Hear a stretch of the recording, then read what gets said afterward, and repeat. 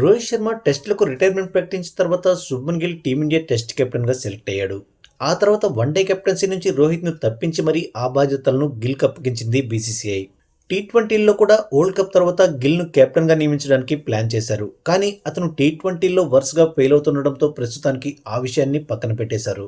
అయితే గిల్ పూర్తి స్థాయిలో భారత్ కెప్టెన్గా ఎంపికైన తర్వాత ఒక్క ఇంగ్లాండ్తో టెస్ట్ సిరీస్ను 2-2తో సమం చేయడం మినహాయిస్తే పెద్దగా సాధించిందేమీ లేదు. రీసెంట్గా సొంత గడ్డపై సౌత్ ఆఫ్రికా చేతిలో టెస్ట్ సిరీస్ను క్లీన్ స్వీప్ కావడం, ఇక ఇప్పుడు న్యూజిలాండ్ చేతిలో హోమ్ గ్రౌండ్లో వన్డే సిరీస్ను కోల్పోవడంతో శుభ్మన్ గిల్ కెప్టెన్సీపై విమర్శలు వస్తున్నాయి. ఈ నేపథ్యంలో టీమిండియా మాజీ స్పిన్నర్ రవిచంద్రన్ అశ్విన్ ఈ విషయంపై స్పందించాడు. ముఖ్యంగా ఇండోర్లో ఆదివారం జరిగిన 3వ వన్డేలో గిల్ అనుసరించిన వ్యూహాల గురించి మాట్లాడుతూ, మహేంద్ర సింగ్ ధోని, రోహిత్ శర్మలను గొప్ప కెప్టెన్లని ఎందుకు ప్రశంసిస్తారో తెలుసు కదా. వారిద్దరికీ ఏ సమయంలో ఏ అస్త్రాన్ని ఉపయోగించాలో బాగా తెలుసు. తమకు అందుబాటులో ఉన్న టాలెంట్ను ఎల్లప్పుడూ సద్వినియోగం చేసుకుంటారు. ఏ బ్యాటర్కు ఏ బౌలర్తో బౌలింగ్ చేయించాలో వాళ్లకు బాగా తెలుసు. అయితే కివీస్తో సిరీస్లో ఇది మిస్ అయింది. ఈ విషయంలో గిల్ కెప్టెన్సీలో లోపాలు స్పష్టంగా కనిపిస్తున్నాయి. దీనికి ముందు జరిగిన సెకండ్ వన్డేలో వాళ్ళిద్దరూ సరిగ్గా బౌలింగ్ చేయలేకపోయినంత మాత్రాన నీ బౌలర్లపై నమ్మకం కోల్పోతావా?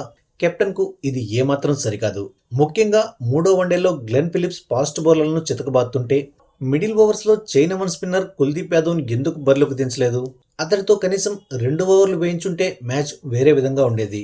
డారెల్ మిచెల్ విషయంలోనూ అనుకున్న ఫలితం రాబట్టగలిగేవాళ్లు. మనకు అందుబాటులో ఉన్న వనరులను సరిగ్గా ఉపయోగించుకోకపోవడం అన్నిటికంటే పెద్ద ఫెయిల్యూర్. ఒకవేళ అన్ని సరిగ్గా చేసినా ఓడిపోతే అది వేరు. కానీ ఇక్కడ మీ బెస్ట్ బౌలర్ల సేవలను సరైన సమయంలో ఉపయోగించుకోవడంలో విఫలమయ్యారని అశ్విన్ గిల్ కెప్టెన్సీలోని లోపాలను ఎత్తి చూపాడు.